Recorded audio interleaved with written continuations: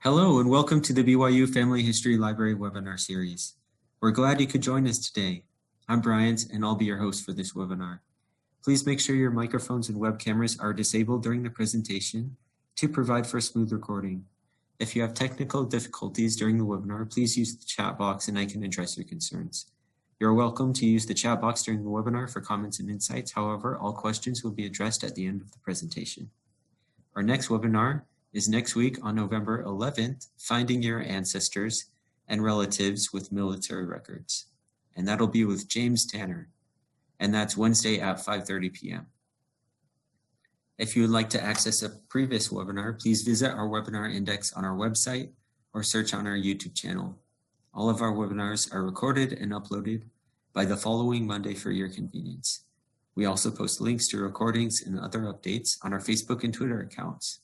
For today's webinar, we are pleased to hear from Kathryn Grant, who will be giving a presentation on Extra, Read All About It, Finding Your Family History in Newspapers. After years on the sidelines, Kathryn began doing family history and discovered that she loved it. Her specialty is helping new family historians find success, and maybe even avoid some of the mistakes she's made. Kathryn teaches Sunday classes at the BYU Family History Library. She also presents at Riverton, Utah Saturday seminars and other family history events.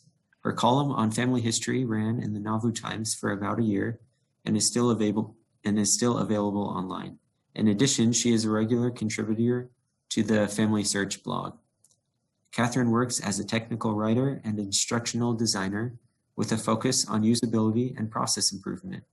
Besides family history, she loves uplifting music, thought-provoking books, and toasted pumpkin seeds. And Kathryn, if you're ready, we will turn the time over to you. Great. Bryant, thank you so much. And let me just share my screen here.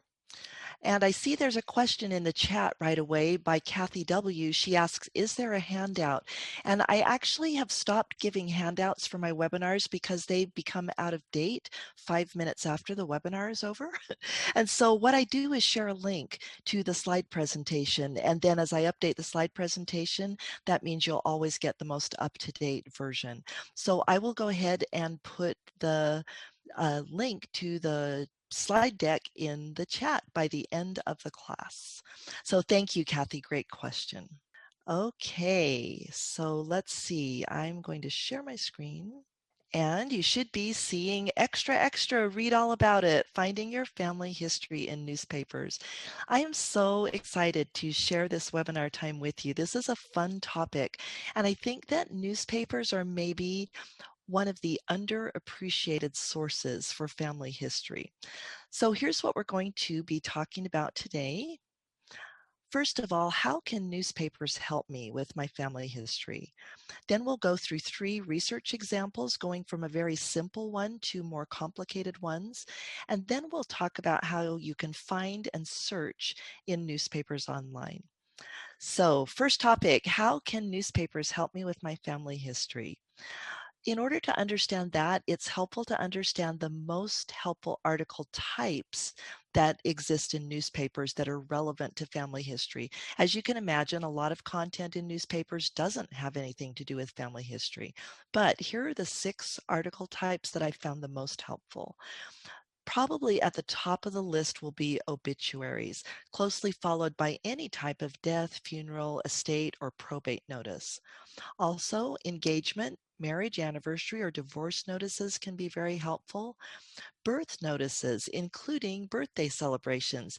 You might have an ancestor or a relative, for instance, that celebrated a 75th birthday or a 100th birthday, and that got written up in the newspaper.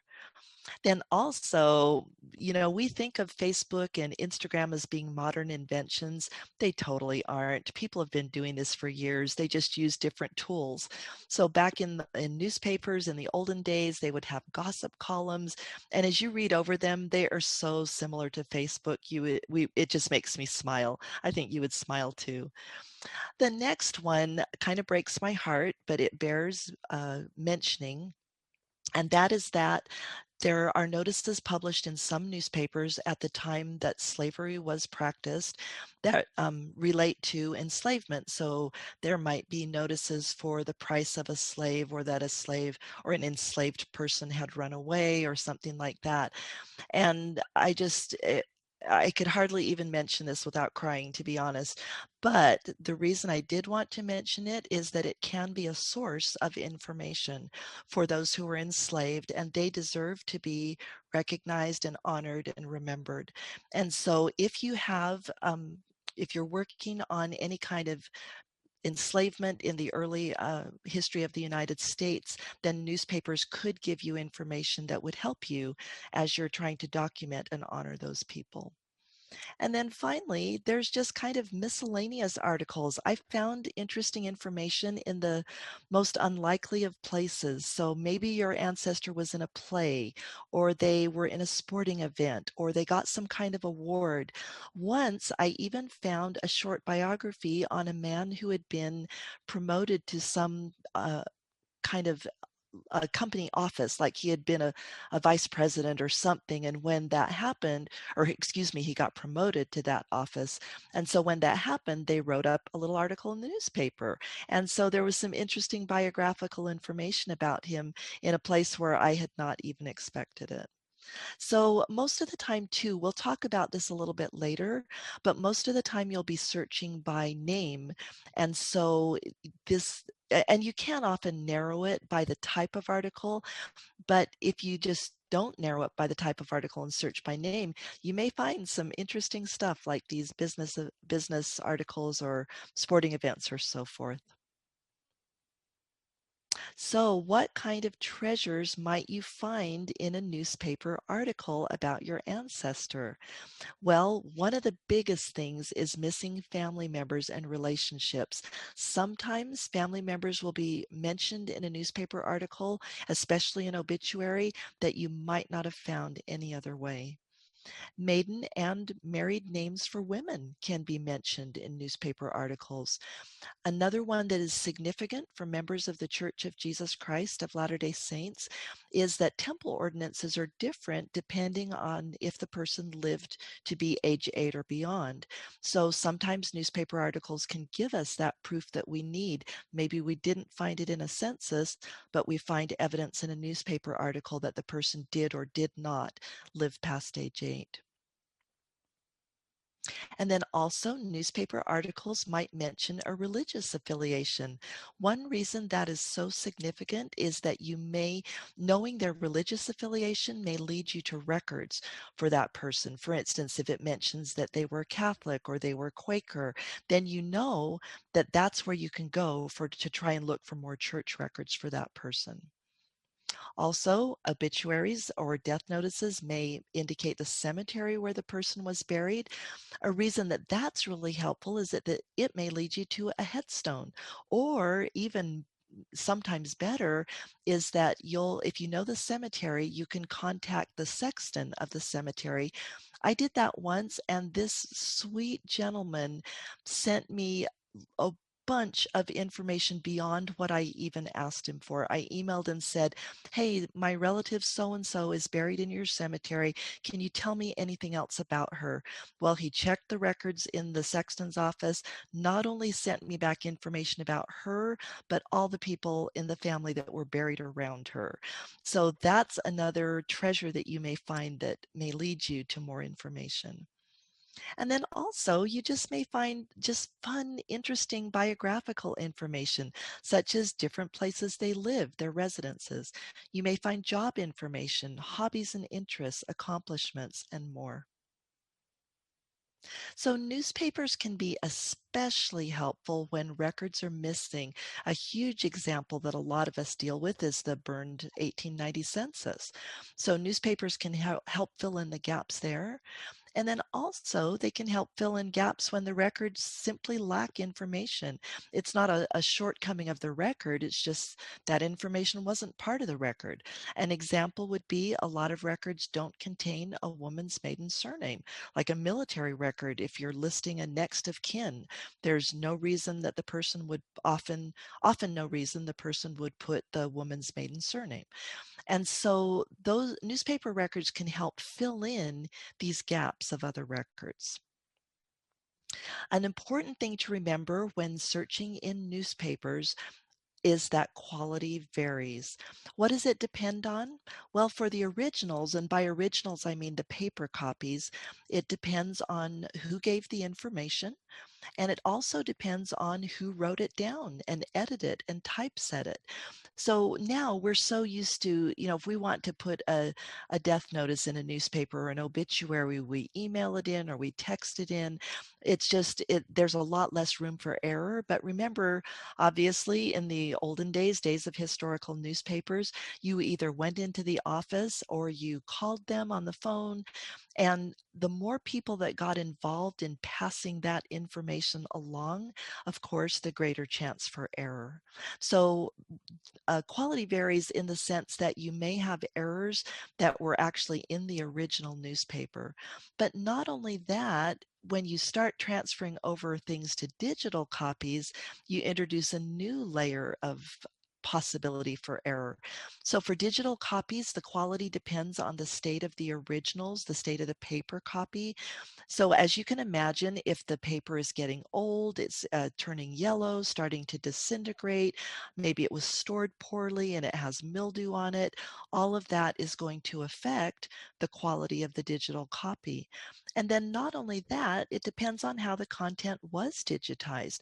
Was it human transcription, done by human transcription, or by OCR, which stands for optical character recognition?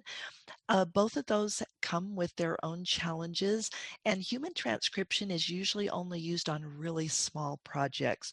Maybe a project that's done by, say, a family history society, and they've got a group of newspaper obituaries that are relevant to the society, and they might have their society members transcribe those by hand or by typing them in, but not by OCR. But on the other hand, large newspaper sites, for example, won't have the staff or the time or can't afford to have the maybe higher quality human transcription. So they're going to scan the images of the newspaper and then have OCR software convert those to searchable text. Well, as you can imagine, especially with old typesetting, a lot of times A's, E's, O's, C's looked very similar because maybe the quality wasn't that good and they're all circular. And so an OCR program might interpret those incorrectly. It might interpret an A as an E or vice versa. So all of those issues here are things to keep in mind because especially they'll affect your searching. So you may be searching for someone with a specific name and you've spelled it right, but because the transcription or the OCR was incorrect, then it's not going to find it by that spelling. So those are things to be aware of, and we'll be actually talking a little bit later on some different ways you can search so that you can kind of compensate for these possible issues. Okay, that's the backdrop, and let's talk now about some research examples. We're going to talk through three, going from simple to more complicated. So here's the first example that is very much old-time Facebook. We read here that Mrs. Frank K. Wilson and her sister, Mrs. Angel V. Miles, left Sunday evening for San Francisco, where they will remain for about 2 weeks. What is significant about this beyond the fact that it's just plain fun and it lets us know that people just they don't change. Humanity is the same. We have more in common with our ancestors than we may think. But beyond that, it gives us some genealogically valuable information because now we've got the name of Mrs. Wilson's husband. This article follows a practice that was actually common in the 1800s and early 1900s, or even to mid 1900s, of women being addressed by their husband's name with a Mrs. in front. So they wouldn't call her Mrs. Nancy Wilson, they would call her Mrs. Frank K. Wilson. So if we had not known the name of her husband, we would have it here. And then also, because we know Mrs. Wilson's sister's maiden name, notice she's referred to as Miss Angel, then we know Mrs. Wilson's maiden name too. Now, I should give a little caveat there. There are times when there might be a half-sibling relationship, so this isn't absolute proof that Miles is Mrs. Frank K. Wilson's maiden name, but it's really strong proof that you would probably want to verify with either a marriage record or some other record that would have that information. But it's a lot more likely that that really is her maiden name than that it isn't. So it's definitely it's a great clue to verify. Okay, that's example one. Example two is a really fun one. This actually came about when I was helping a friend with his family history, and we wanted to research I think it was his second great grandmother. It's Sadie right here. I do not know how to pronounce her last name. I'm not even going to try. And he didn't know either, but we knew that we wanted to do some research on Sadie. So I started by looking in the obvious places, right? She was alive at the time of the census. She was living in Canada. So I searched and searched, and Canada birth records on Ancestry tend to be very good, but I searched all over the place and could find only one census, and I wasn't even sure it was her because the information didn't line up quite right. So I was feeling kind of stuck. And then I got the impression that I should just Google her name, maybe partly because it's so unusual, but this is what I found. Somebody, and this is an example actually of somebody transcribing instead of digitizing, some kind person or group of people had written these obituaries, or actually transcribed these obituaries, I'm assuming from newspapers, but they are obituaries of people buried in the cemetery where my friend's family was all buried. And so Sadie's obituary was here and a few others, but let's take a look at what we found. So here is the obituary for Sadie, and since she died as a married woman, it's under her married name. But look at the information that it provides. First of all, it gave us great confirmation of the existing information in Family Tree. So we got her full name, including her maiden name, and then we got her parents' names, her residence, her marriage year and spouse, and then also her exact death date. But not only that, we got some new information. So her birth date does not match the birth date in Family Tree. So that's something we need to check into. In addition, we got her residence in Austria and the emigration year and the names of 13 children. And I don't know if you remember, she only had 2 kids in Family Tree. So this is a find. And then also there was just some fun information here in the middle about her life. So as a young girl, she was a true pioneer. She helped her parents scrub and clear land. And then, if you can imagine, she went out working for $3 a month, not $3 a day, not $3 a week, $3 a month. So I imagine, and of course that was a long time ago, so inflation and all that, but still, I don't imagine that she was incredibly wealthy. Instead, I imagine that she was frugal and hardworking and a true pioneer. And I look forward to meeting her someday. I think she must just be an incredible person.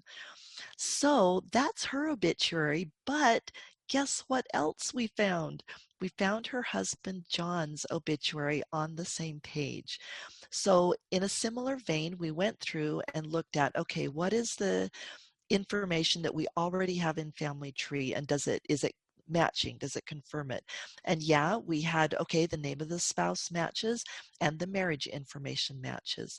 But We got some new information. We got a different birth year and place than was in Family Tree. We got his emigration date, which we had not known before, to the best of my memory. Actually, I better be careful there. That might be in Family Tree, but it's something that we would want to check. This was the big information. The big surprise is we got a different count of children. John's obituary says he's the father of 16, with 3 of them deceased at a young age. Now, this brings up a good opportunity to mention that it goes back to that point that we talked about a little earlier, that the quality of the information does depend on the person giving the information. One thing about obituaries is that by their very nature, the subject of the obituary cannot be asked questions. They're gone. They're on the other side. And so the informant, of course, is going to do their best. It's usually a family member.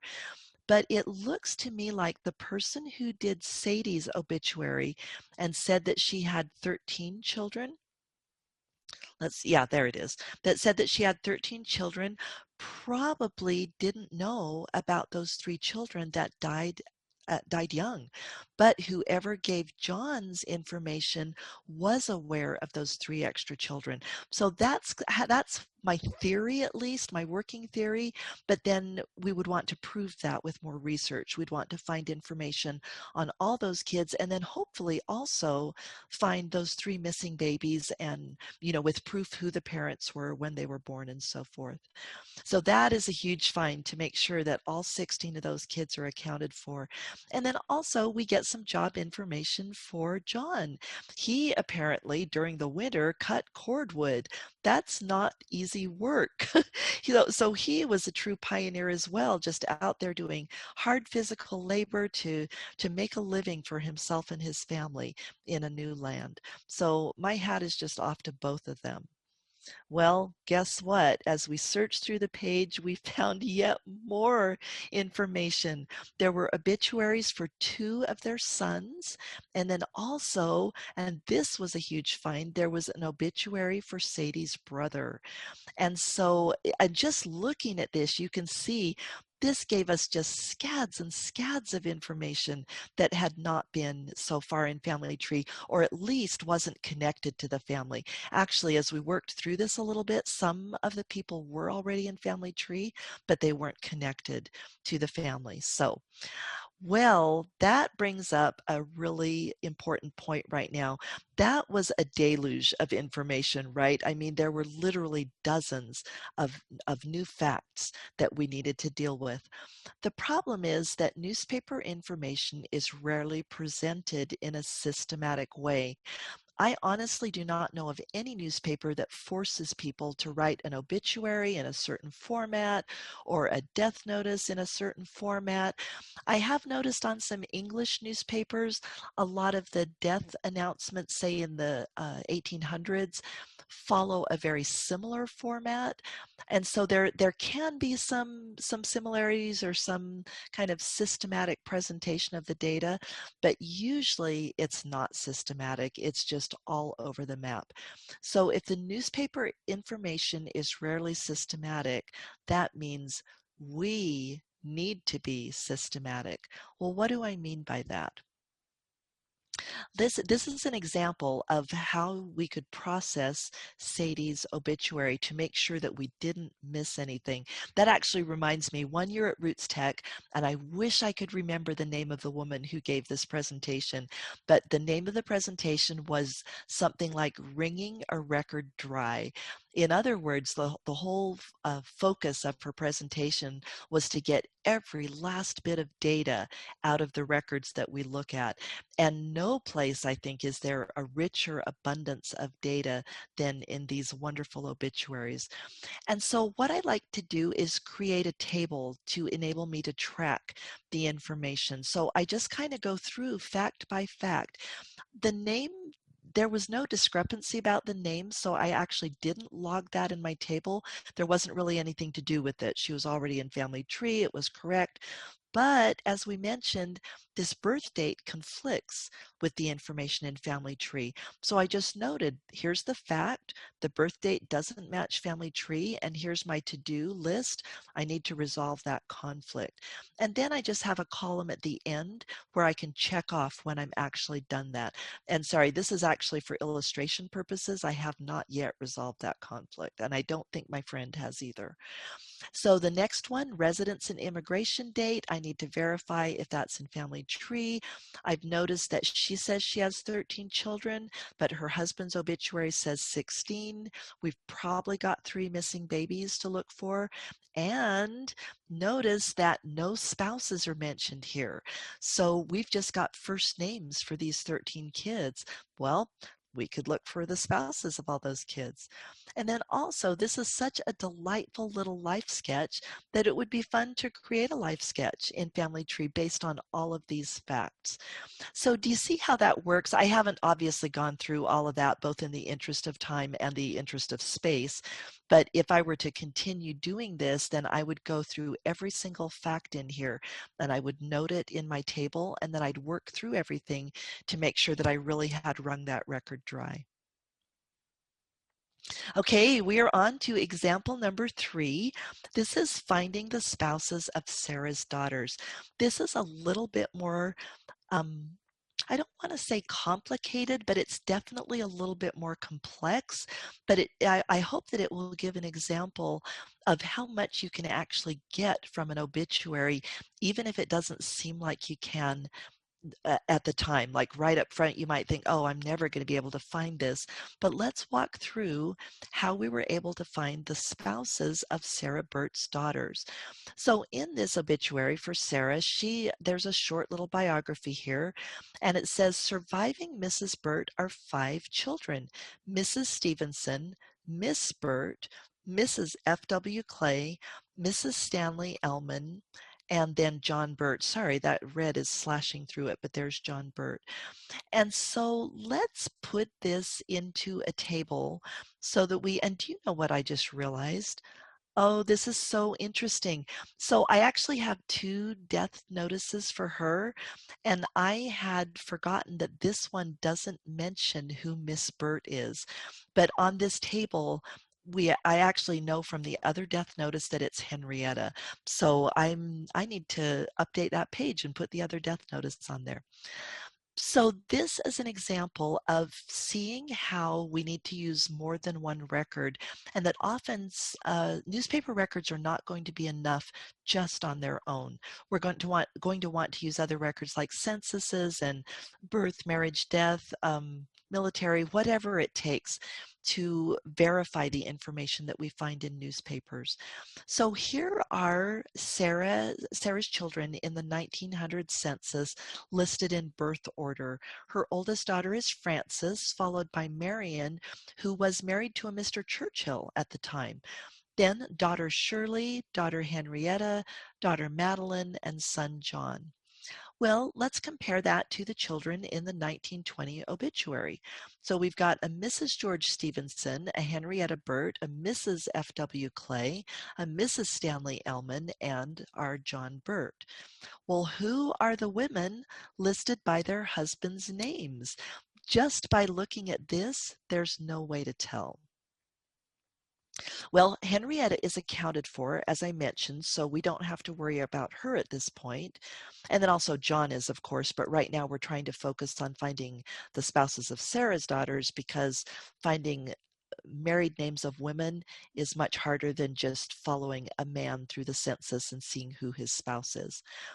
When I looked in Family Tree, I noticed that there was evidence that Shirley had died in 1903, well before this 1920 obituary. So we can rule her out as one of the misses listed over here in the obituary column. So that leaves us to ask, who are these other 3 daughters? Well, the first thing I did was just try to search for the men by their names as listed in the obituary. Well, Stevenson's kind of common. Clay, FW, all we've even got there is initials. Stanley Ellman, I actually found the most on him, but it never gave enough information to tie him to anybody in the Burt family. They were just kind of random mentions of things. I think maybe a legal notice or something, a few different things. So by searching on the men, I found really no useful results that tied them back to this family. So the breakthrough came when I decided to search for an obituary for John. So he's the brother here. He's the youngest kid in the family. And when I found his obituary, look what it says. Mrs. Frances M. Stevenson. So now we know that Frances, the oldest daughter, is the one that married Gary Stevenson, or George. I think it was George, wasn't it? Yeah, George Stevenson. Sorry, Gary's. Is that the apostle? That's probably why I said that. So yeah, we're definitely talking about George here, not Gary. So that was a wonderful find, but look what else we found in this obituary. Mrs. Henrietta Freeman. So now we know that Henrietta was married by the time of this obituary, which is actually in 1954 for John. John dies not actually that long ago. So we got two wonderful pieces of information from this obituary. So let's put those in the table. And now we've got Frances Burt that we know is Mrs. George Stevenson.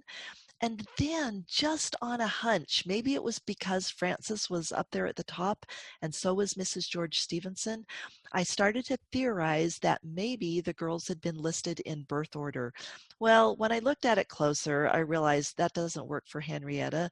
But just for the heck of it, I thought I'll search for Mrs. Stanley Ellman, or rather, excuse me, search for Stanley Ellman being the husband of Madeline Burt. And so that, oh, you know what? Sorry, I forgot. What that means, since we've figured out who Frances is, now, based on that hunch, we could theorize that Marion is Mrs. F.W. Clay and that Madeline is Mrs. Stanley Ellman. So I did a Google search on them and there was another breakthrough. So I had tried other methods and just wasn't getting very far with that. And again, as you know, it can be sometimes hard to find who a woman married because of the name change.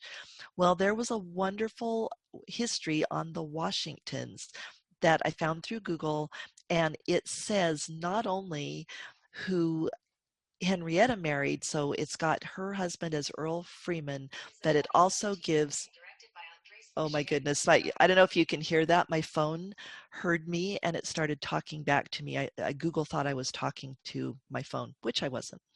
So that happened in Relief Society one day. It was so funny. Somebody said something and somebody apparently had their iPhone with them and Siri popped up. I did not understand your question. We all laughed.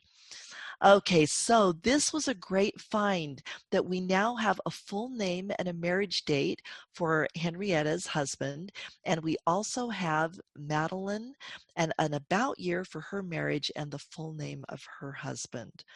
So by process of elimination, it does look like Marion is the one who married F.W. Clay. But have you ever gotten in trouble for assuming something? I definitely have. I've made assumptions in genealogy that I was so sure were right, and it turned out that they weren't right. So I do feel pretty good about this, but I'm going to feel a lot better about Marion being the wife of Stanley Ellman if I can prove it, if I can, or excuse me, of Clay. A lot better about Marion being the spouse of Clay if I can find some evidence of a marriage or something that lets me know that they really were married. So, as it turns out, this time it was Family Search to the rescue. So, in Family Search historical records, look what we've got. A Frank W. Clay. So, those initial, that matches the F.W. Clay. The marriage date is reasonable based on her age. And if we look down here, we've got the exact right parents, John J. Burt and Sarah Webb. Sarah Burt's maiden name was Webb.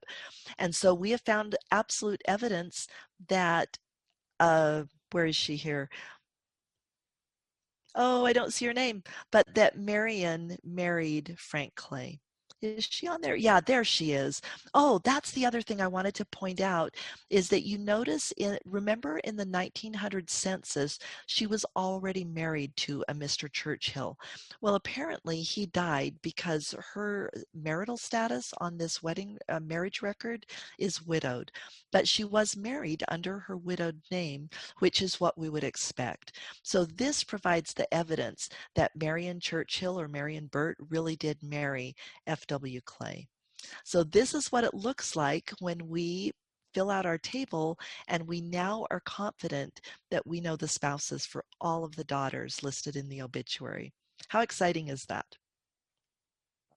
Okay, so we've seen 3 examples of how to use newspaper information to move forward in your family history.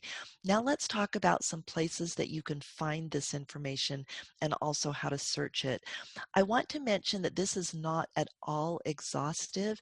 In fact, as I looked into this, I was really surprised at how many places you can find newspapers online. And so I'm hopefully hitting the high points here for you, but don't hesitate to obviously look for other sources of newspapers because there are a lot that are not mentioned in this webinar. So one of my favorite sites for historical newspapers is Chronicling America. That is a site run by the Library of Congress, and it is amazing and growing all the time. So you can either Google Chronicling America, or you can go to this URL right here. Record hints in Family Tree are another wonderful source of newspaper information. So as you notice on this person page for Samuel Henry Bescovy, Family Tree has suggested these newspaper articles for him. So that's another great place to find them. Also, Ancestry.com has a lot of newspapers. They can come up in your search results if Ancestry recognizes that there are newspapers about that person. But also, if you filter by category over here, it's actually not showing on this screen. I apologize for that. But there is a filter category called newspapers and periodicals. So if you searched for somebody and you didn't see any newspaper results, but you thought there might be, or you wanted to see if there were, then you'd go over here in the filter list and you would click newspapers and periodicals. There are also a bunch of great independent newspaper sites.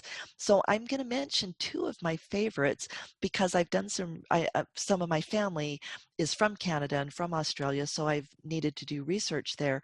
There is the most wonderful free site. If you have any relatives from Halton in Canada, I hope I'm saying that right, but this I have found just scads and scads of information about my Bescovy family here because they emigrated from England to this area of Canada.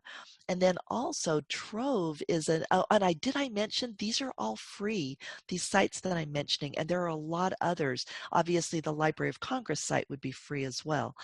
And so if you're looking for newspapers, free newspapers for a certain area, just Google and see what comes up.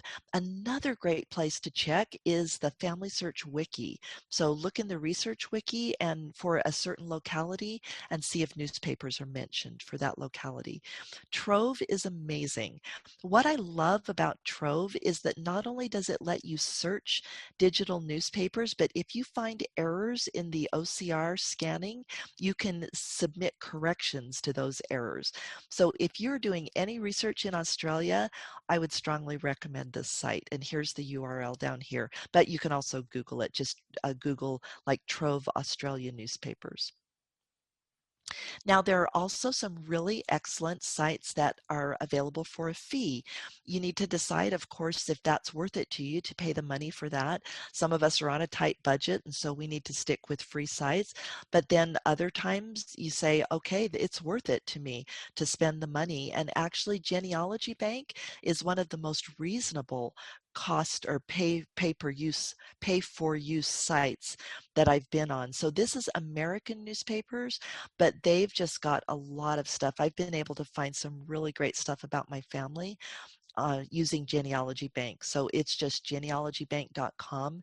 And then there are the other big players like newspapers.com, newspaperarchive.com.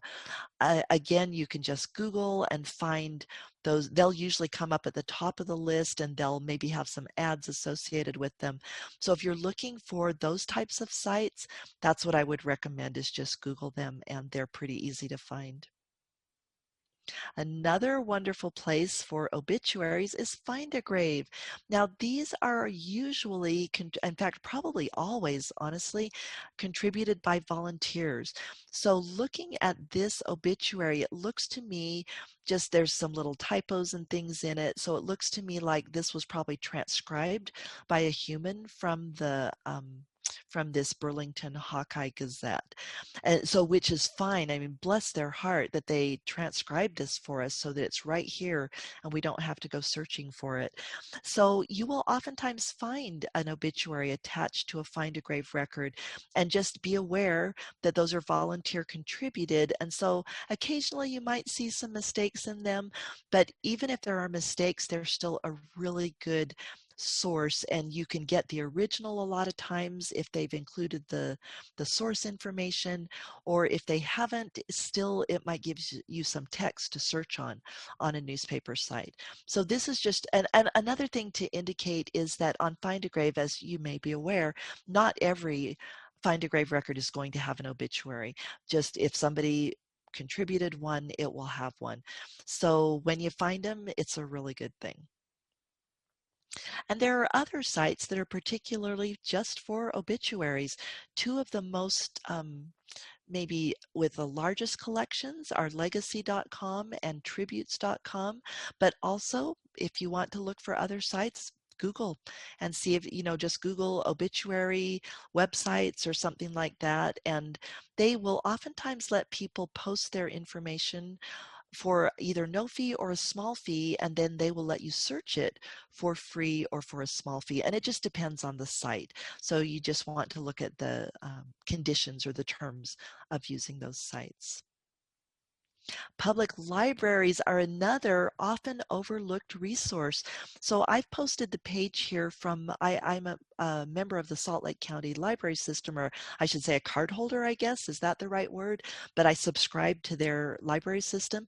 Well, they subscribe to ProQuest, which has a bunch of different newspapers and other things that are wonderful for family historians.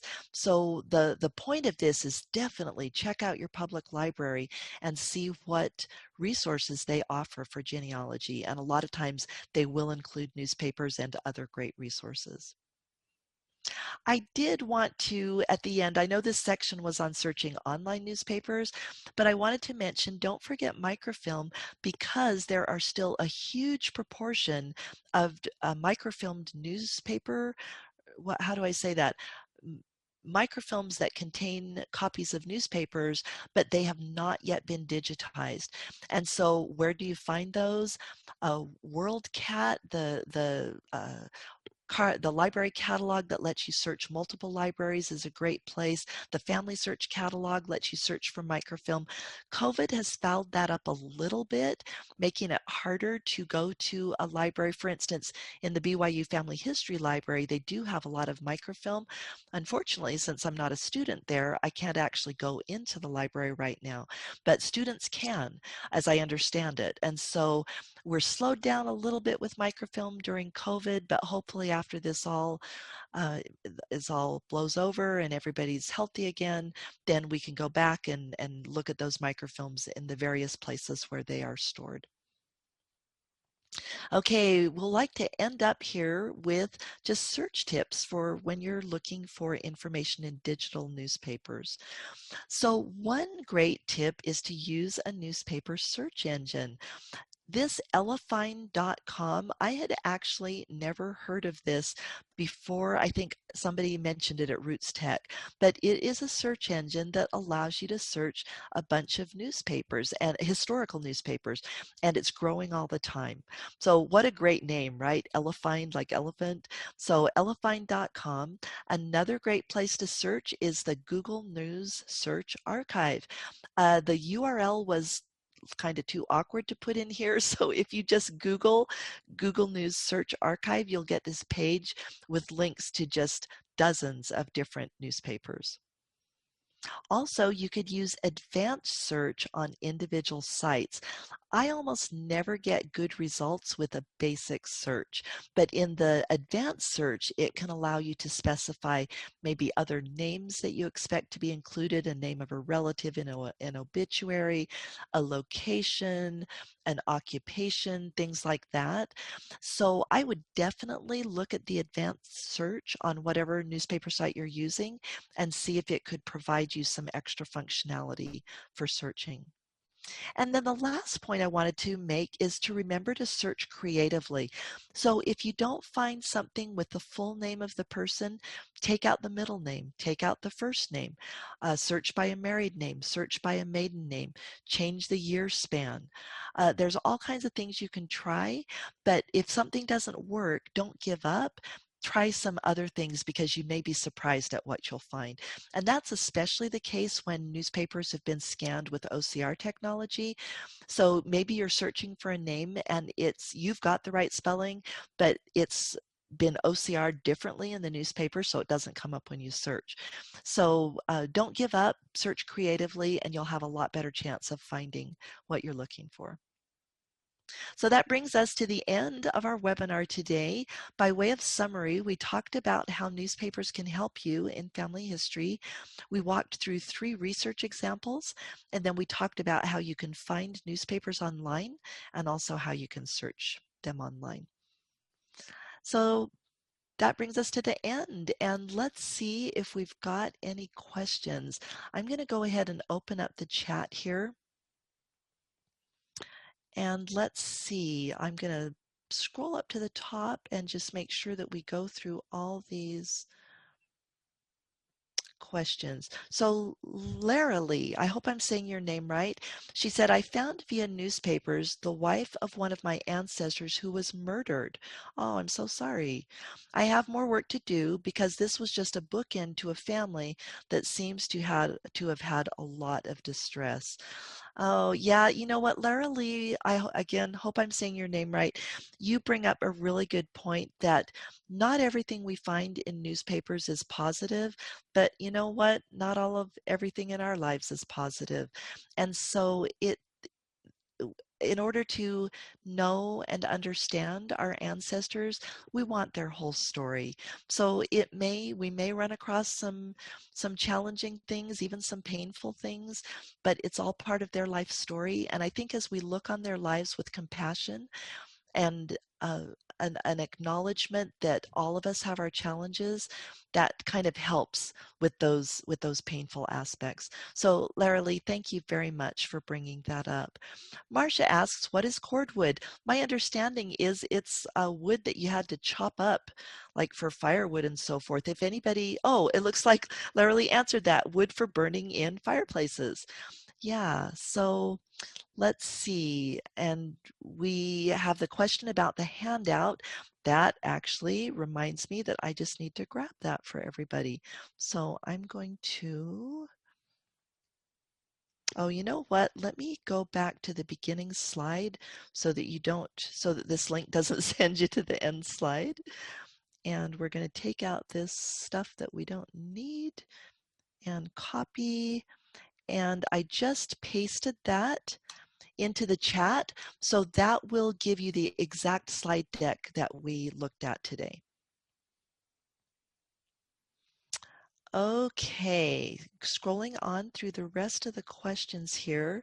Oh, a cord is a unit of measure for wood cut in 4-foot lengths. I had no idea.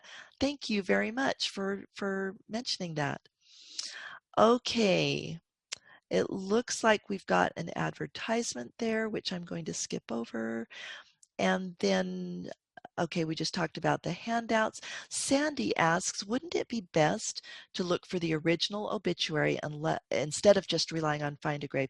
And Sandy, you're absolutely right. I apologize if I didn't make that clear. if you see those, if when you see that transcribed obituary, that gives you the text and the hints that you need to try and find it digitally online. The other thing about that, though, is sometimes you won't be able to find it online, maybe if it's never been digitized. So having that transcribed obituary is still going to provide some great information, because you just may not be able to find the original easily. Kathy says, I'm a Find a Grave volunteer. After I post the photo, the family usually emails me to approve their entry. That's really cool. So Sandy says, what is a good place to get tips on using Genealogy Bank? I have trouble getting any good results there. Do you know what that, oh, it asks for a password? Judith, thank you. Sorry, I saw this. I'm going to have to change the permissions on this. I forgot that I had not enabled it for sharing. Let me just go back here really quick.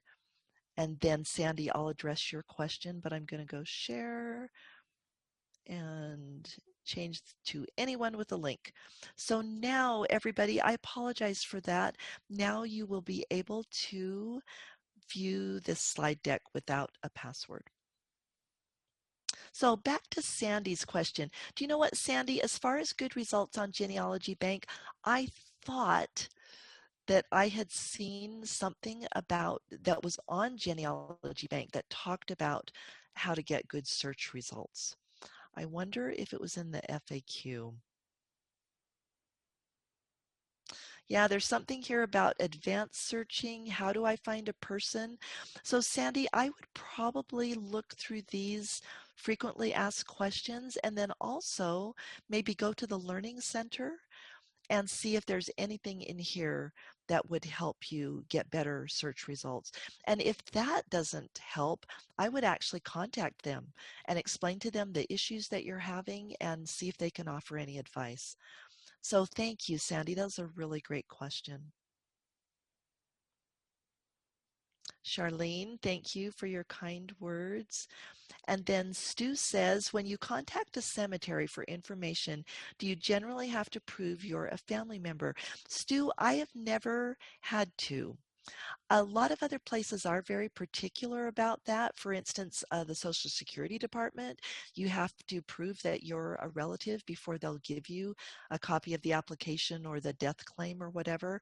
But cemeteries, I've never had an issue with that. And if anybody has, maybe post it in the chat. But I've just, the few times I have contacted them, it's been a very positive experience.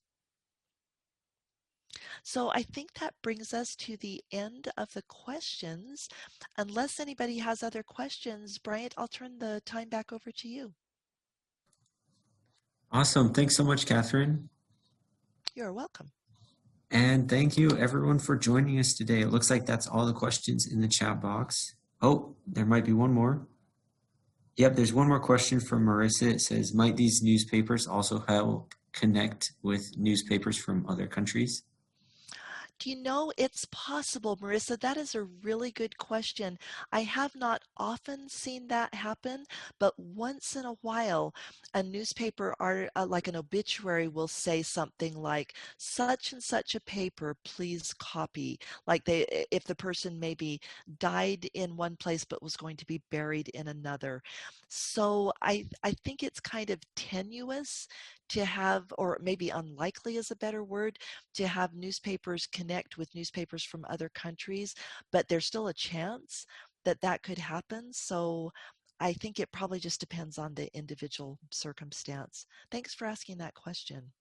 Oh, and Charlene says, don't forget about county and state historical societies. Yes, they will oftentimes have access to newspapers that have not been digitized or would not be searchable elsewhere. So I know in New York, I've had some good luck working with a society there that they've done work on local newspapers. And then it looks like Janine says newspaperarchive.com has the most international newspapers. Great. And be sure to search fultonhistory.com, she says. It's a free site with almost 50 million pages. Janine, is that Is that limited to just Fulton? And I'm not even sure what Fulton that would be talking about. I want to say Ohio, but I'm not at all positive that that's right. So is that for specific geography, or is that is it wider than just Fulton? I guess I could actually look for it. I bet Janine's typing her response right now, but we could try to go to fultonhistory.com. The founder of the site is from Fulton, Janine says, but it's actually much wider. Great. That is awesome to know. Thank you very much. Kathryn says each subscription site has different papers. You need to check it for the times and the papers and the times that you want before subscribing. That's a very good point. Before you pay the money, make sure that there's a good likelihood that you're going to find what you're looking for. Wow, great information from our participants today. Thank you so much for contributing. I see Janine again saying you can browse the archives and hit the first box. Okay, so I am looking on here. Go to search my archives. Okay, so it looks like, Janine, you're talking about searching on this page over here. Wow, this is great. Look at that. And it says over 49 million newspaper pages from the US and Canada. Okay, so Janine says go back and hit 2. So I apologize, I hit the wrong one. Let's go back over there. Totally unscripted, you guys, but this is part of the fun of doing webinars. So hit number 2. Oh my goodness, look at that. So a bunch of resources that could help you with your family history. Janine, thank you so much. This is great. And she says, now hit the first box, which is historical newspapers for the United States and Canada. I was intrigued by all that other information too, though. Wow, look at this. And I'm scrolling and scrolling and scrolling. And it looks like, okay, my Zoom chat thing is blocking my screen here. But I am guessing.